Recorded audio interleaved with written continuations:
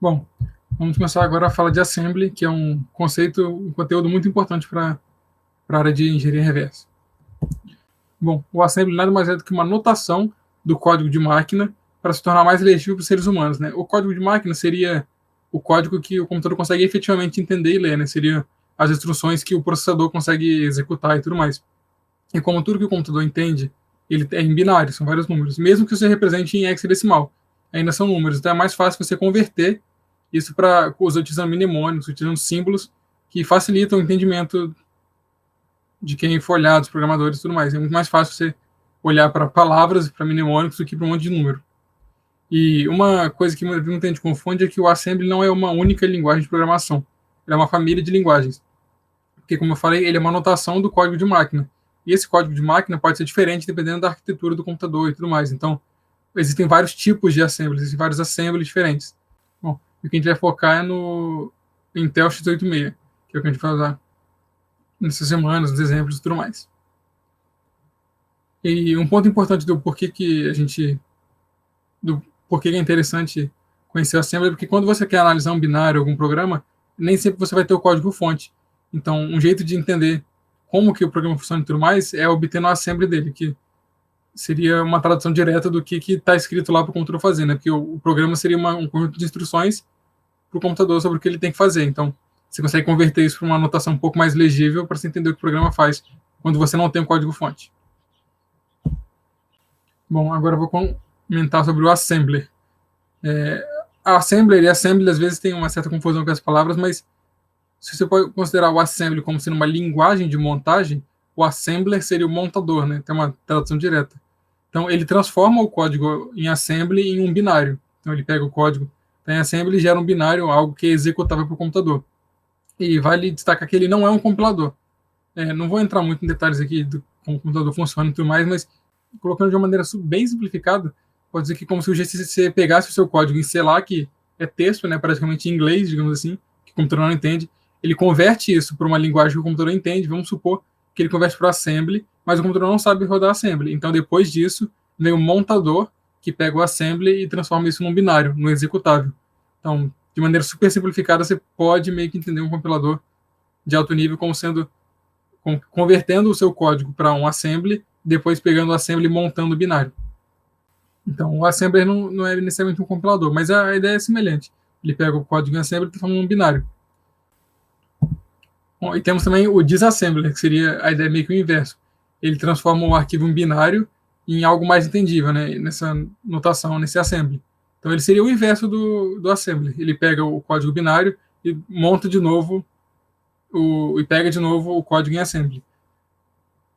Mas só vale notar que o disassembler, ele pega todas as instruções de volta, certinho. Né? Então, todas as instruções, tudo que estava no binário para o computador rodar, ele pega e escreve de novo.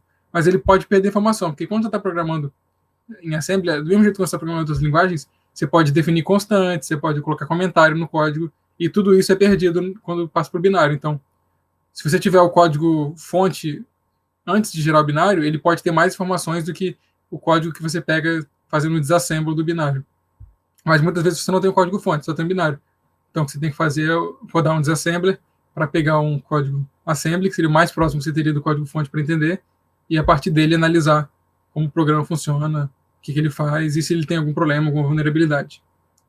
Bom, para fazer isso tem principalmente 3 comandos que são bem úteis, né? O xdump, o objectdump e o readelf. Eu vou só trocar a tela aqui para ficar mais fácil de mostrar. Bom, para mostrar aqui o exemplo, tem uma pasta e aqui eu tenho um código em C chamado hello.c e um binário, que eu compilei ele, chamado hello. Primeiro vamos mostrar o xdump. O que o xdump faz, ele pega e mostra o arquivo mostra os dados do arquivo mesmo em hexadecimal. Então aqui nós temos esses que seriam todos os bytes do arquivo representados aqui, né? Continua tudo mais. E vai lembrar que, por exemplo, aqui não está tão simples de entender. Por exemplo, se eu passar aqui para baixo, vamos supor aqui tamanho de 0. Aqui, essa parte daqui pode ser uma parte do programa, que tem códigos, e que pode ser instrução. Mas não faz muito sentido a gente olhar assim, tipo, não dá muito para entender claramente o que está acontecendo quando você olha para cá. Por isso que é mais fácil você usar o assembly. Então agora vamos usar o objectdump. Bom, não precisa entender tudo do que está escrito aqui, todas essas flags, mas de maneira geral isso daqui é só para ajeitar qual sintaxe ele vai usar, o traço D é a flag para fazer o disassembly de tudo, e aqui é só para poder ele pegar só o início da main. Então aqui nós temos essa parte aqui onde eu estou passando o mouse, seria o código assembly, o início do assembly da função main desse binário, e aqui à esquerda a gente consegue ver a representação em X. Então, isso daqui é a representação em X que ele traduz, ele passa por uma notação utilizando mnemônicos para esta da direita, que é muito mais fácil de entender. Você tem palavras aqui, ou coisas bem próximas de palavras, que fica muito mais fácil para entender o que está acontecendo do que só olhando um monte de número, um monte de coisa em X. E outro comando que tinha era o readelf.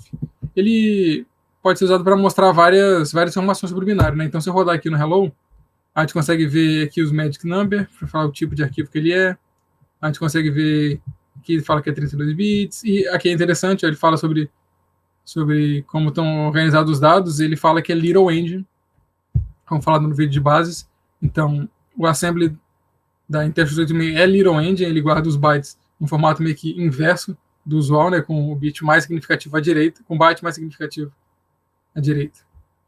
E que de outras informações, e um outro ponto que é interessante é esse aqui, que seria o endereço de entrada, porque, como eu falei, o binário é um conjunto de instruções que o computador tem que ir rodando, mas ele precisa saber aonde começa. Então, o que esse daqui marca seria o endereço onde tem a primeira instrução. Então, a partir dali, o computador pode pegar e ler a instrução por instrução para ir rodando. Então, isso mostra aonde está o início do código, que é bem interessante. Bom, agora vamos falar do assunto que é bem importante nessa parte de assembly, de reverse, que são os registradores. O processador, você pode pensar nele como se fosse uma máquina que faz várias operações lógicas ou aritméticas, né? Faz várias contas utilizando registradores e pode ler ou escrever na memória. E o que seriam os registradores? Né? Eles são uma parte da memória do computador que está dentro do processador. Então, é muito mais fácil e rápido para ele ler. Então, quando o processador for fazer alguma operação, alguma instrução, ele vai pegar os dados que ele precisa que estão na memória RAM, vai carregar os registradores, né, que seriam outras partes da memória, mas são menores e ficam dentro do processador, então é muito mais rápido o acesso. E aí ele vai fazer as operações lendo e escrevendo nesses registradores, e no final, se precisar, ele vai guardar o resultado de volta na memória RAM. Então, esses registradores seriam uma memória de acesso muito mais rápido e fácil que ele utiliza para fazer as contas e as operações dele. Quando você está olhando também o código, você pode até meio que fazer uma analogia como se esses registradores fossem algumas variáveis especiais. Você coloca algumas informações nela para ser utilizadas em algumas instruções ou operações que fazer com o processador. Se você for dar uma olhada na memória do computador, você pode dividir ela numa hierarquia, colocar numa pirâmide. Nessa pirâmide aqui, quanto mais alto ele está na pirâmide, maior é a velocidade dele, mas mais caro também é essa memória. E quanto mais no fundo, maior o tempo de acesso e, em geral, maior a capacidade.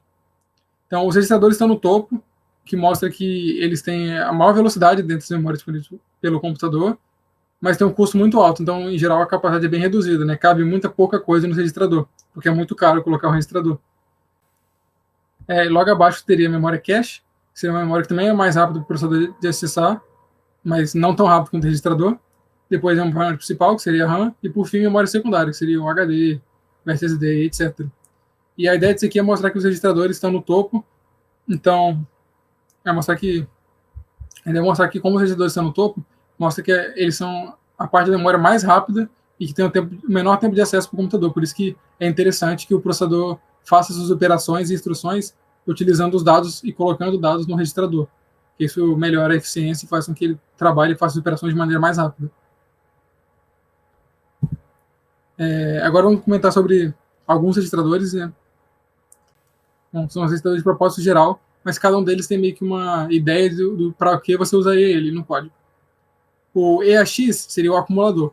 Ele é utilizado durante operações aritméticas, né? Seriam conta, soma, subtração, e também é usado para guardar resultado de outras operações. O EBX seria um registrador secundário. Ele muitas vezes também é utilizado como base em operações de vetores. Porque no vetor você tem vários índices, né, várias posições para acessar. Em geral, você pode guardar a posição, o endereço do primeiro índice nesse registrador, e a partir daí você acessa os outros elementos com um deslocamento, por exemplo, uma soma.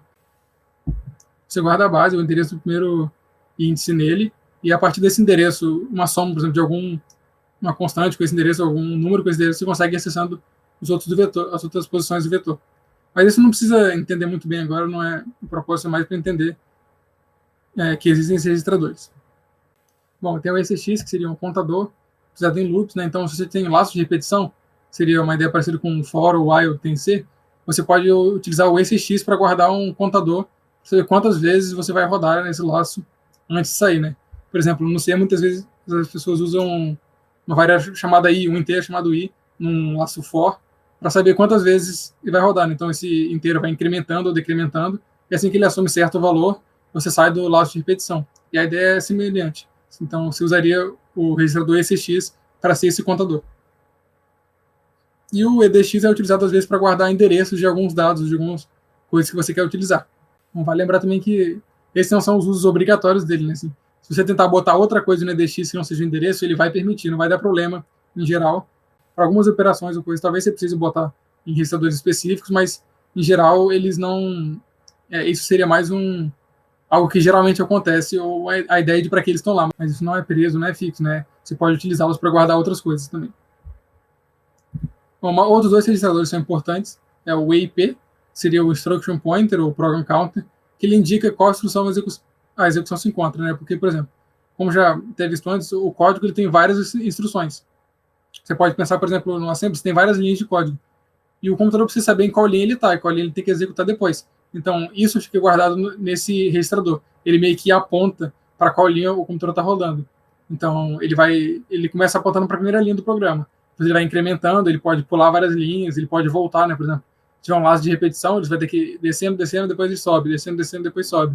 Então, esse registrador guarda em qual parte do programa ele está sendo executado. Ele é bem importante.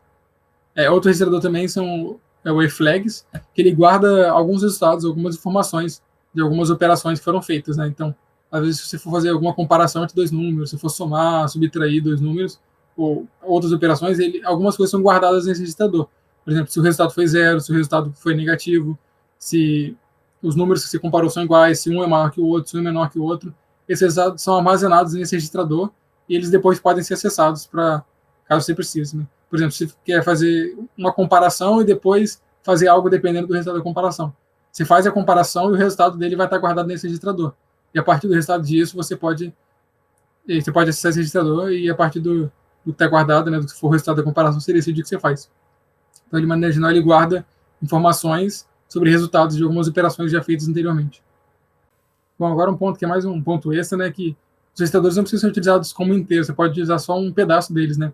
Por exemplo, aqui embaixo nós teríamos uma representação de um registrador de 64 bits, que seria o RAX, e aí, se for utilizar somente 32 bits dele, você utilizaria o EAX, né, que é o que a gente viu anteriormente, mas também pode utilizar espaços menores dele, de 16 ou 8 bits, que seriam o AX e o AH e o AL. E o ponto é, às vezes você pode ver isso no assembly, tipo, colocou no registrador AX, no registrador AH, e esses não são outros registradores, esse registrador, na verdade, seria um pedaço do registrador EAX.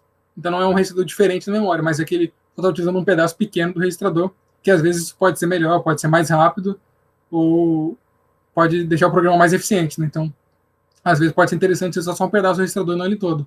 Então, vamos ficar atento, que você pode ver AX só em vez de AX, e não é um registrador novo, não é um registrador diferente, é só um pedaço do registrador EAX que tem menos espaço, né? Tem menos quantidade de memória do que o EAX inteiro.